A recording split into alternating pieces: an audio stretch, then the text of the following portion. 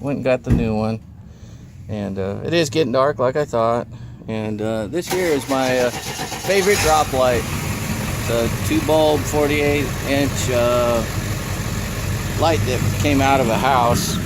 And I just put a cord on the back. So, anyways, so now I'm going to screw this on, then lock it down after I, tape measure it and everything. I went ahead and set it up against the tape measure here. And I put 22 turns on it, and I'll be darned, man, it's pretty doggone close. So now I got my wrench on there, and I'm just gonna tighten this down.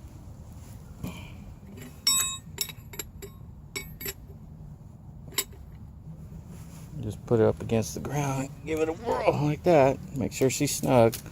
I put this clamp on here. It's just sitting here. It's not actually installed, but it's sitting there. And I'm going to put some red Loctite on this, fairly liberally actually. I do not want this coming loose. This controls the steering on the car. Alright, looks like it's on there pretty good. I'm going to put a little bit more over here. There we go. That's good. I'll put the lid on it. Alright, and this is what it looks like from this side. I did have a little bit of water in there. I cleaned it out as best I could. Took a napkin and I folded it over about 4 times, made it round, and stuffed it up in there and ran it around a few times. Got all the water and leftover crap out of it. Got a little bit of brake cleaner. Put it on a rag. Don't spray it on that because you got seals in there and you don't want them damaged. And then I cleaned the outside. In order to try to keep the water out, I'm going to go ahead and put some RTV on the outside ring of that, and then I'll put a little bit on here, and I'll put a little bit in here where the seal goes, where that ring hooks in. Don't want any water in my steering rail. I put some red RTV in there. It's high temp. It didn't have to be high temp. It's just what I happened to have lying around at the time. And I put some on the outer ring in there. So don't get any on the inside though. You don't want that RTV up in your RAM and stuff. So you don't want to get in any of your seals or any of your valves or none of that. So make sure you treat it from the outside only. Okay, one more thing. Don't get any of that on your clothes. It won't come out. If you do get some on your clothes, you can use some gasoline and try to dissolve it enough to get it out, but overall you're not getting it out. So let me get this screwed in, and then I'll do the boot. So now we're going to stick it in here, get this screwed in right here. Just go around. Notice I have the boot out right now. Now I'm screwing it in. There you go. And notice I have the outer tie rod in, just like I said I was going to have it. And that makes it a lot easier to set your tie rod length.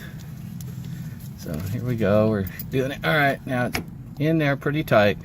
Okay, here we are, back under the car. And what I have to do is I have to put that inner tie rod in tool up there, that clamp, and then torque that down. And then I can scoot that boot up there, and if you see this right here, that's going to go into this right here. So let me go ahead and get the tool on, and then I'll show you me tightening it down. Okay, just getting the nuts tightened up. So get up here. This is a 14 millimeter, at least on this tool. Others may be different, but this one's 14. So there we go. Tighten it up real good. I got my ratchet on it, and I got a wrench on it. I don't know if you can see it or not. There's a wrench right there. And it has to turn towards the front of the vehicle to tighten it up. So that's what I'm going to do. And I haven't done it yet, so. And it looks like it's in there pretty good. So might bring it back another click and give it another reef. I think that's as far as it's going. So it's got the Loctite on it, and that should be good. Now I'm going to take the little tool off of here.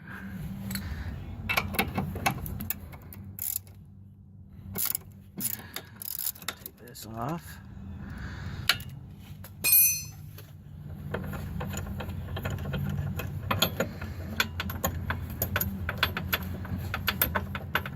Don't think you guys need to see all this. I'm pretty sure you guys can figure this out on your own without watching me take these nuts off. So I'm going to pause it.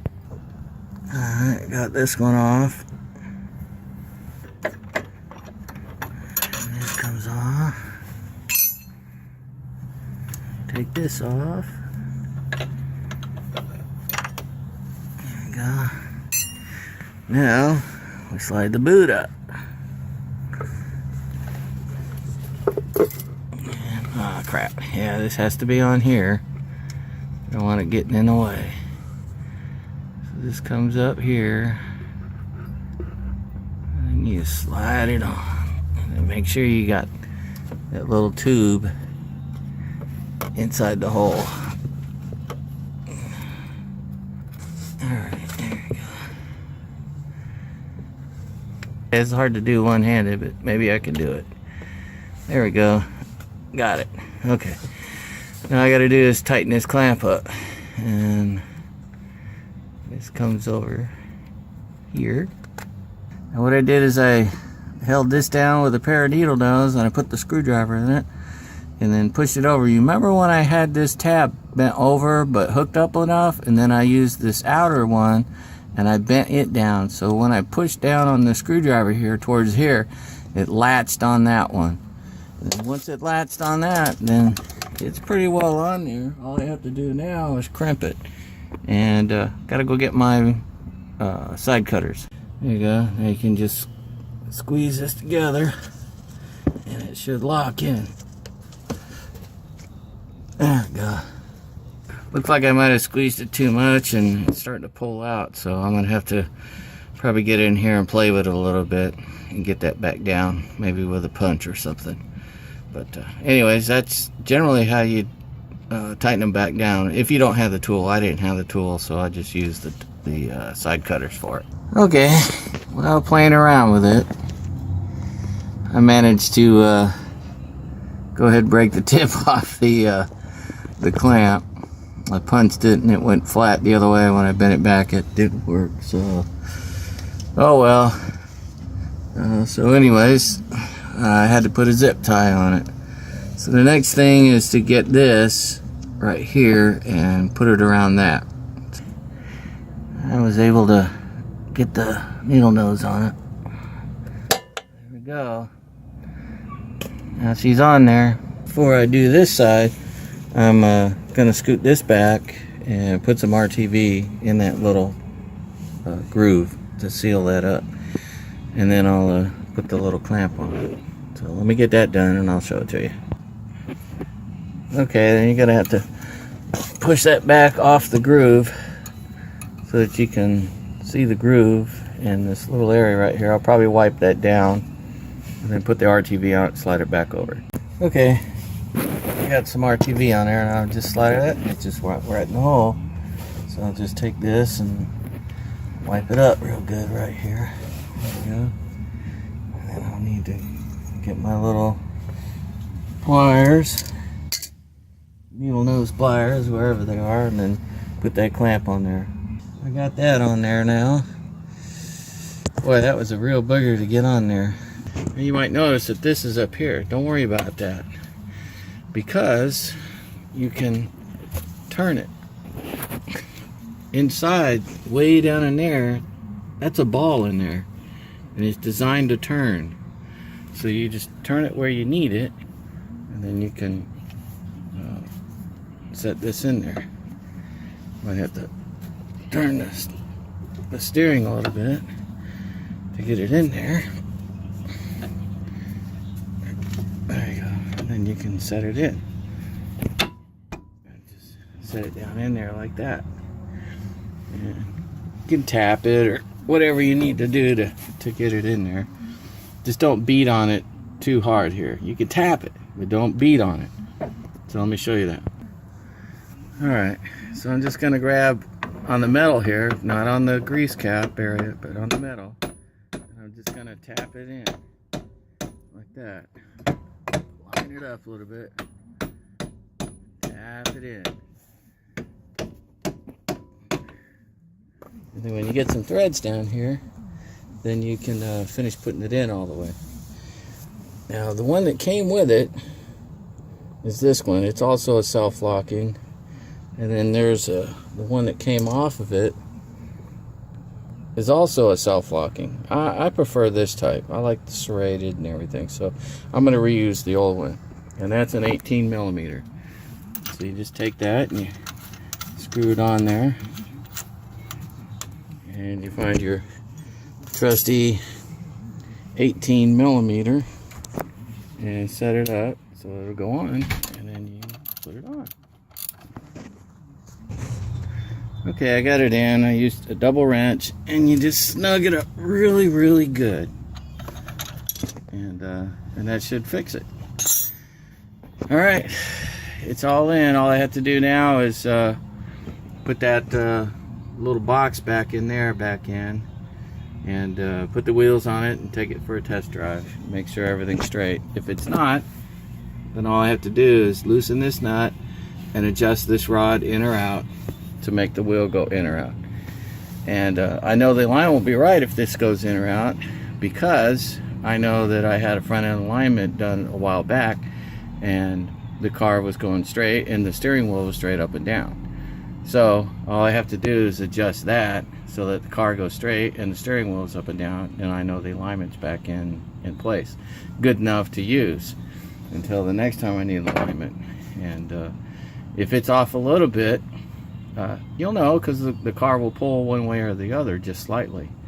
And then you can make an adjustment so that the car pulls straight, and then you'll know you have your alignment back in. Now I'm going to go ahead and put this plate back in.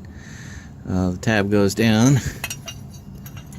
and let's see, so we put this in up here like that, and then I'll just put the screws back in it up in here, and then I'll put the bolts back in it right up in there, and I'll get back with you when I get it done. I got them started. There.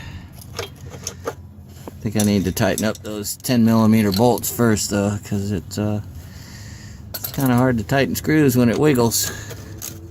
Like I said, if anybody knows what this thing is right here, this thing with all the hoses coming out of it, drop me a line.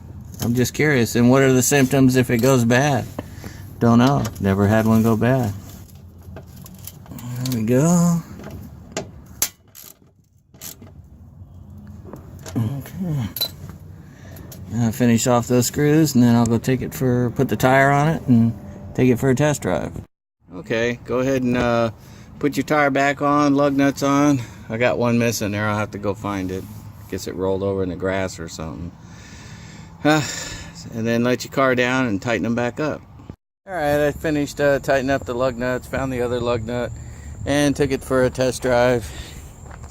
And it ran just fine. It was slightly off, and I only had to turn like the inner tie rod in like a half a turn or something like that, and it was pretty easy.